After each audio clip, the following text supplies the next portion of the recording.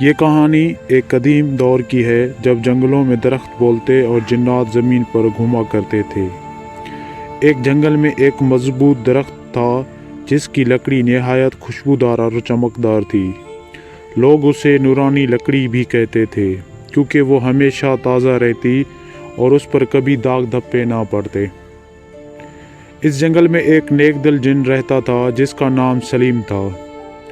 سلیم دوسرے جنات کی طرح شرارتیں نہیں کرتا تھا بلکہ اللہ تعالیٰ کی عبادت میں وقت گزارا کرتا تھا۔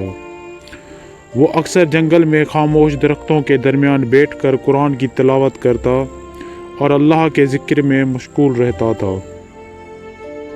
ایک دن جب سلیم عبادت کے بعد آرام کر رہا تھا، اس نے نورانی لکڑی سے آتی ہوئی ایک مدھم سی آواز سنی۔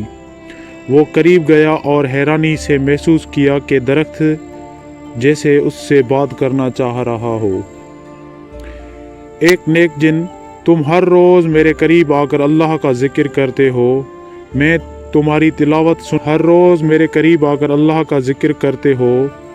تمہاری تلاوت سنتا ہوں اور میرا دل بھی چاہتا ہے کہ میں بھی اللہ کی تسبیح کروں، لیکن میں ایک بے جان درخت ہوں۔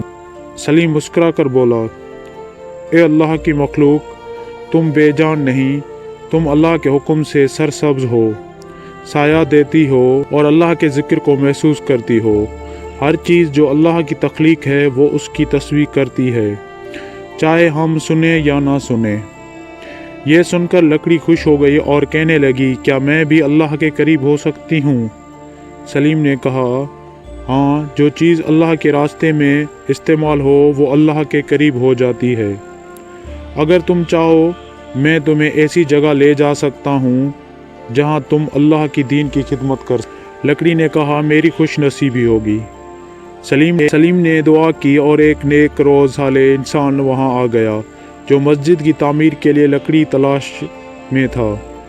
اس نے نورانی لکڑی کو کاٹ کر مسجد کے دروازے اور ممبر میں استعمال کیا۔ لکڑی جسے جنگل میں خاموشی سے کھڑے رہنے کا دکھ تھا، اللہ کے ذکر اور تلاوت میں قرآن پاک کی گواہ۔ کہانی ہمیں سکھاتی ہے کہ اگر ہم اللہ کی رضا چاہتے ہیں تو ہمیں اس کے راہ میں استعمال ہونا چاہیے۔ بے جان چیزوں بھی اللہ کی تسبیح کرتی ہیں اور جو چیز اللہ کے دین کی خدمت میں آ جائے وہ ہمیشہ کے لیے برکت پا لیتی ہے۔ اگر آپ